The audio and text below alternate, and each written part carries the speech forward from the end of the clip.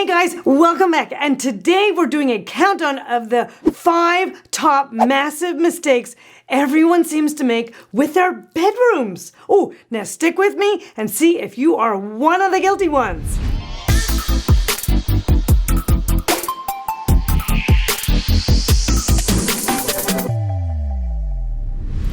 Now, if you're new to my channel, you know what to do. You want to bang that subscribe button and you want to hit the bell and make sure you turn on your notifications so you get notified every time I drop a video. Moving on, coming in at number 5, Okay, so now coming in at number 5 on our countdown is the bed in front of the window kerfuffle. Ooh, this is really a bad one, guys. It's not good energetically and it's terrible for room layouts. And my gosh, look at this situation. When you've got a solid headboard, you're actually blocking half the window light from coming in. So that's a no-go. Here's what you do if you are absolutely categorically forced to put your bed in front of a window. There's 2 pro tip solves. Solve number 1 is you can do an open or kind of clear pierced headboard. Like this little one here that's all wrought iron. That's great. You can see right through it. There's no light blocked. It's kind of okay. Second thing is you can also do a low or no headboard. Like think about platform beds with just a really little bit of headboard. That would also work because it doesn't break the windowsill and it doesn't block the light. So you're good there. Maybe if you have like a smaller room or something along these lines, like this little room with a green drapery, it's kind of narrow. That works really well to drape the whole wall. Now, you want to do it both in a sheer and in a drapery because what that does is it gives you the opportunity to kind of fake the fact that the window isn't there at night, of course, and then during the day, you sort of blur out the idea just a bit so that it kind of breaks up that hard line between the bright light coming in from the window and the headboard edge itself. So, those are 2 pro tips that you can use if you are forced to do it, but number 1 thing to do is to try and lay it out in a better way. Even if you have to get a slightly smaller headboard, that's fine. All right, next on the countdown of massive bedroom mistakes at number 4 is what I call dimmer, dimmer, dimmer. Now, what's that? That is the rookie mistake of not having at your bedside a light that you can control from the bed.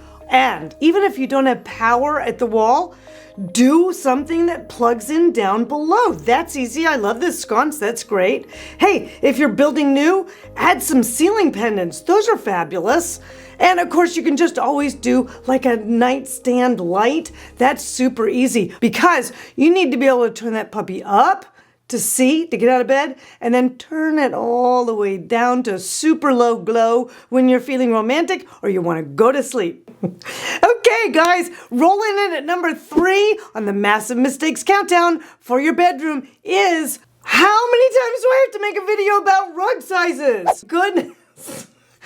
The area rug that is too small or placed in the wrong area in a bedroom. Guys, let's just think this through for 2 secs. If you are in bed and you are barefoot, which you should be, then when you swing your feet out of bed and they plop down on that floor, you want something soft underfoot, which means that you need a rug that is large enough. Ideally, you want it to cover the width of both nightstands, and the bed, okay, and come all the way down and extend past it to whatever little bench or maybe kind of like a settee or whatever you've got at the end so that you have this lovely island of cush when you get out of bed at night. So let's get real, guys. There's a really easy way to get some oversized rugs for your bed, and to know exactly what size you need and what kind of rug, you're going to want to check in at the library at the Design Club. Now, wait, what is that? You're not a member of the Design Club? When starting a design project, are you afraid of making expensive mistakes and worried that there are no answers to be found when you need help? Well, worry no more. Help is on the way. Welcome to the Design Club. With over 30 years of design knowledge, award-winning interior designer and YouTube personality Lisa Holt gives you the tools to boost your design confidence and let your creativity flow. You have personal access to one of the industry's top interior designers. With almost 2,500 things to see and do, there's no shortage of information to help you crush your home goals and get your projects done right the first time. Don't waste another minute or another dollar. Join the Design Club today and start designing with confidence and the knowledge to get your project done right the first time. Just go to designclub.com, spelled with a Z, and join up, for heaven's sakes. And that way you can use all of these fantastic things like the books on how to size your area rugs. You're going to need that to avoid this mistake. Or how to pick the perfect rug. These books are all in the club. All right, now, rolling in at number 2 on our massive mistakes countdown for the bedroom is naked windows. I also call this, where's my sleeping mask? Because if you don't have any window treatments on your windows, you can't darken them down during the day. And if you need to take a nap or whatever, and it's bright outside, forget it, Phil. You're gonna be layering those masks and things on like crazy. So here's the deal.